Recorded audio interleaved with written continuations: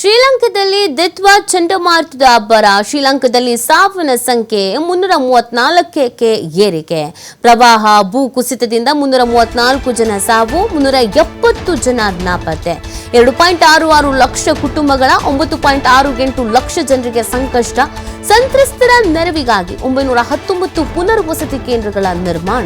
ಚಂಡಮಾರುತದಿಂದ ಅಪಾಯದ ಮಟ್ಟ ಮೀರಿದ ಕೆಲಾನಿ ನದಿ. ರಾಜಧಾನಿ ಕೊಲಂಬೋದ ಉಪನಗರದಲ್ಲಿ ಕಟ್ಟೆಚ್ಚರ ವಹಿಸಲಾಗಿದೆ.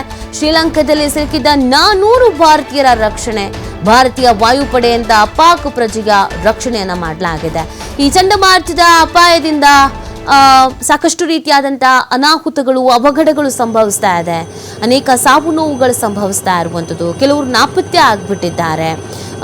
ಈಗಾಗಲೇ ಕೆಲವರನ್ನ ರಕ್ಷಣೆ ಮಾಡಲಾಗಿದೆ. ಶ್ರೀಲಂಕಾದಲ್ಲಿ ಒಟ್ಟು 400 ಭಾರತೀಯರನ್ನ ರಕ್ಷಣೆ ಮಾಡಲಾಗಿದೆ ಅನ್ನೋದ್ರ ಬಗ್ಗೆ ಮಾಹಿತಿ ಸಿಗ್ತಾ ಇದೆ.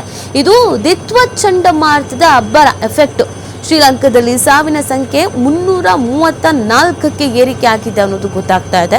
370 ಜನ ನಾಪತ್ತೆ ಆಗಿದ್ದಾರೆ. ಸಾವಿನ ಸಂಖ್ಯೆ ಮತ್ತಷ್ಟು ಏರಿಕೆ ಆಗಬಹುದಾದ ಸಾಧ್ಯತೆ ಇದೆ ಅನ್ನೋದನ್ನು ಕೂಡ ಹೇಳಲಾಗ್ತಾ ಇದೆ. ಅಲ್ಲಿನ ದೃಶ್ಯವನ್ನ ನೀವು ನೋಡ್ತಾ ಇದ್ದೀರಾ. ಒಂದ್ ಕಡೆಯಿಂದ ಇನ್ನೊಂದು ಕಡೆಗೆ ಹೋಗೋದಕ್ಕೆ ಯಾವ ಥರದ ಪರಿಸ್ಥಿತಿ ಇದೆ ಅಂತ ಎಲ್ಲರೂ ಸೇಫ್ ಮಾಡಲಾಗ್ತಾ ಇದೆ. ಸುರಕ್ಷಿತ ಸ್ಥಳಕ್ಕೆ ಕರ್ಕೊಂಡು ಹೋಗ್ಲಾಗ್ತಾ ಇದೆ. ತೀರಾ ಕಷ್ಟಪಡ್ತಾ ಇದ್ದಾರೆ. ಮಕ್ಕಳು, ವಯಸ್ಸಾದವರು, ಪಾಪ ಅವ್ರನ್ನೆಲ್ಲ ಬೇರೆ ಕಡೆಗೆ ಸೇಫ್ ಮಾಡಿ ಕಳಿಸ್ಬೇಕಲ್ಲ. ನಿರಂತರವಾಗಿ ಕಾರ್ಯಾಚರಣೆಯನ್ನು ಮಾಡ್ತಾ ಇರೋದು. ತುರ್ತು ಪರಿಸ್ಥಿತಿಯನ್ನು ಘೋಷಣೆ ಮಾಡಿದೆಯಂತೆ ಶ್ರೀಲಂಕಾದಲ್ಲಿ. ಸೊ ಆ ಥರದೊಂದು ಪರಿಸ್ಥಿತಿ ಸದ್ಯಕ್ಕೆ ನಿರ್ಮಾಣ ಆಗಿದೆ. ಎಷ್ಟೇ ಕಟ್ಟೆಚ್ಚರ ವಹಿಸಿದ್ರೂ ಕೂಡ ಕೆಲವು ಪ್ರದೇಶಗಳನ್ನ ರೀಚ್ ಆಗೋದಕ್ಕೆ ಸಾಧ್ಯ ಆಗ್ತಾ ಇಲ್ಲ. ಅಲ್ಲಿರುವಂಥ ಜನರನ್ನ ರಕ್ಷಣೆ ಮಾಡುವಂಥ ನಿಟ್ಟಿನಲ್ಲಿ ಹರಸಾಹಸ ಪಡಬೇಕಾದಂಥ ಪರಿಸ್ಥಿತಿ ನಿರ್ಮಾಣ ಆಗಿದೆ. ಸುಮಾರು 9.68 ಲಕ್ಷ ಜನರಿಗೆ ಸಂಕಷ್ಟದ ಪರಿಸ್ಥಿತಿಯನ್ನು ಎದುರಿಸಬೇಕಾದಂಥ ಸ್ಥಿತಿಯಲ್ಲಿ ಇದ್ದಾರೆ ಅನ್ನೋದು ಗೊತ್ತಾಗ್ತಾ ಇದೆ.